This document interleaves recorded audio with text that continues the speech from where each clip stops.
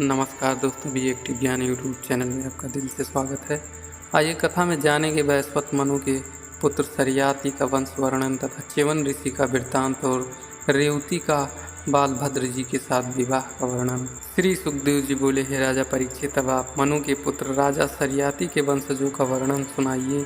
राजा सरियाती बड़े ही वेद वक्ता और ज्ञानी थे। इनके सुकन्या नाम की एक पुत्री हुई, जिसके रूप लवण्य की अपार शोभा के साथ साथ उसे कमल से नेत्र थे।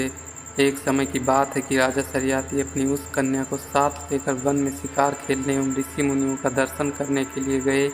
तब वन में घूमते घूमते वे महर्षि च्यवन के आश्रम पर जा पहुँचे। मुनि के आश्रम में बड़े सुंदर सुंदर फूलों के वृक्ष लगे हुए थे। राजकुमारी सुकन्या अपनी सखियों के साथ आ वृक्षों के नीचे जाकर इधर उधर महर्षि के उपवन को देखने लगी। उसकी सखियां वृक्ष से गिरे हुए ताजे ताजे सुगंधित फूलों को चुनने लगी। इतने में ही सुकन्या ने एक वाल्मीकि को देखा, जिसमें जुगनू के समान दो स्थान में चमचमाहट सी हो रही थी।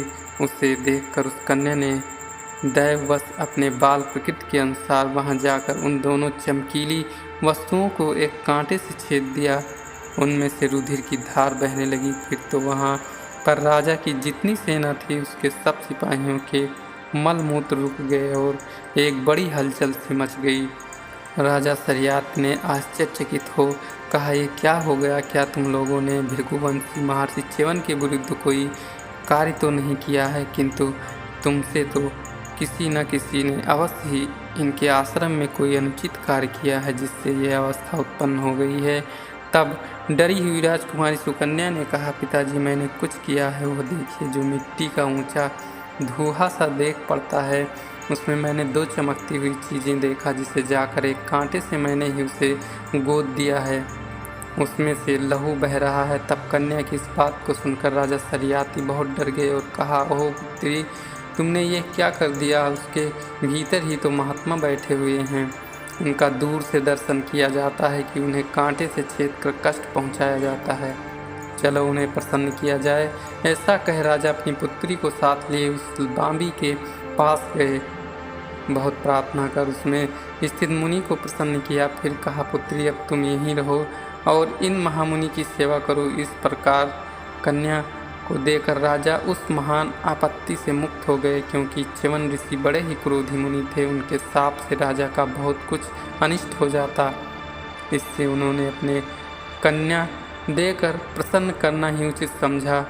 उधर सुकन्या ने यद्यप बड़े क्रोधी च्यवन ऋषि को पति के रूप में प्राप्त किया, किंतु उनके आश्रम में अश्विनी कुमार जी का आगमन हुआ। च्यवन ऋषि ने उन्हें की बड़ी पूजा की। उससे दोनों अश्विनी कुमार बहुत प्रसन्न हुए और कहा, हे मुनि, आप मुझसे कुछ मांग लें। च्यवन ने कहा, यदि आप ऐसे ही प्रसन्न हैं तो मुझे यौनावस्था प्रदान कीजिए, क्योंकि इस समय के लिए मुझे यह जरा अवस्था दुखदायिनी हो रही है। आप लोग देववैद हैं, इससे आपके लिए इनका कर देना कोई बड़ी बात नहीं है। मेरे पास युवती स्त्री है, इसीलिए उसको युवा पति चाहिए। सो कृपा कर आप मुझे इतना ही वर दें।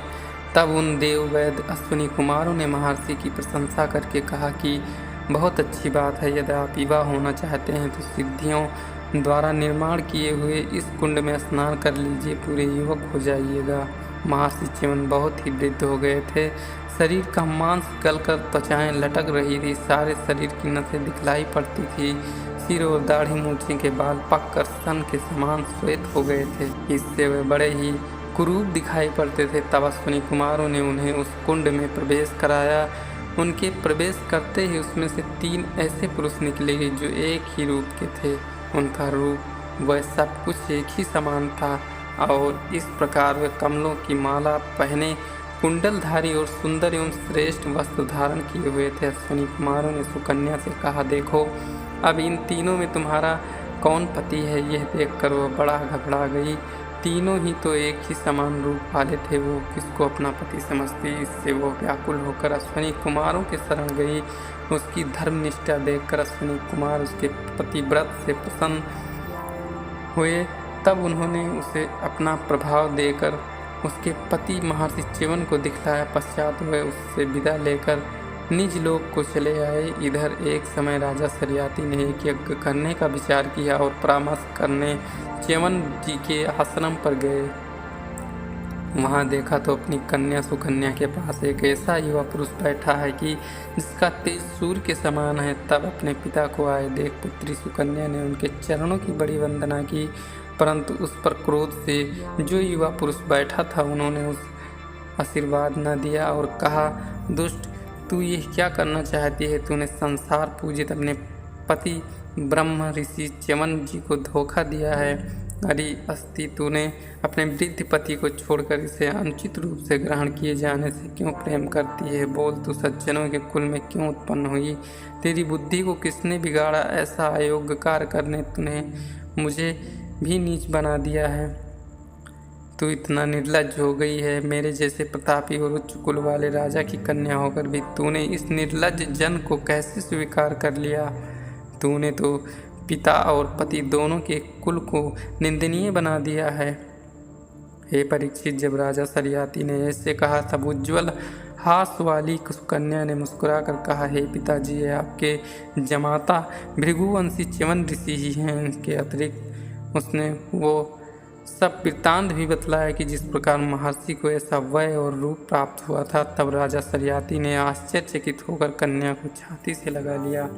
महर्षि च्यवन ने राजा सरियाती का सोम यज्ञ कराया। अश्विनी कुमारों को अपने तेज से यज्ञ का सोम भाग दिया। इससे इंद्र क्रोधित हो गए, क्योंकि देववैध होने के कारण अश्विनी कुमारों को यज्ञ का भाग नहीं दिया जाता था और च्यवन ऋषि ने दे दिया। इससे इंद्र ने उनका वध कर देना चाहा। वह वज्र उठाकर ऋषि को मारने दौड़े। इधर जब ऋषि ने देखा कि इंद्र चक्र उठाकर मुझे मारना चाहते हैं तो उन्होंने तुरंत ही एक मंत्र पढ़कर उनकी भुजाओं को बांध दिया। भुजा बंध जाने पर इंद्र को अश्विनी कुमारों ने, जिन्हें पहले यज्ञ में सोम रस नहीं मिला था, सोम रस का भाग देना स्वीकार कर लिया। भाग स्वीकार करते ही उनकी भुजा खुल गई। है परीक्षित, राजा सरियाती के उत्तान, बहिर, अनर्थ और भूरिसेन नामक 3 पुत्र उत्पन्न हुए। उनमें अनर्थ से रेवत उत्पन्न हुआ, जिसने समुद्र के बीच द्वारका को स्थली नाम की नगरी बसाई और उसमें रहकर अनर्थ आदि देशों का अधिकार भोगा।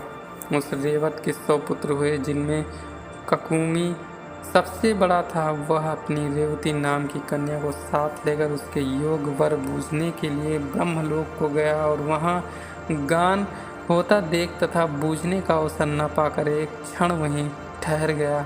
जब वह गान समाप्त हो गया तो रेवत ने ब्रह्मा जी को नमस्कार करके पूछा, हे प्रभु, इस कन्या के योग कौन सा वर है? ब्रह्मा जी ने हंसकर उत्तर दिया, हे राजन, यहाँ आते समय तूने अपने मन में जिन जिन को इस कन्या का वर निश्चय किया था उनको कराल काल ने खा लिया। अब तो उनके बेटे, नाती, पोते और गोत्र तक का पता नहीं। चारों युग 27 बार होकर चले गए। इतना समय बीत गया। हे राजन, अब तो तू फिर पृथ्वी पर जा और वहाँ इस समय नारायण के अंश से महाबली बलराम जी का अवतार हुआ है। उन्हें यह अपनी कन्या समर्पण कर साक्षात जगन्नाथ भगवान ने भूमि का भार दूर करने के लिए अपने शेष रूपी अंश के साथ इस समय कृष्ण रूप से उतार लिए हैं। अतः तू अपनी कन्या उन्हीं बलराम जी को जाकर दे। ब्रह्मा जी का वचन सुनकर वो रेवत उसी रेवती कन्या के साथ अपनी नगरी को लौट आया और उस कन्या को बलराम जी को देकर आप तपस्या करने के लिए बद्रिका आश्रम में चला गया।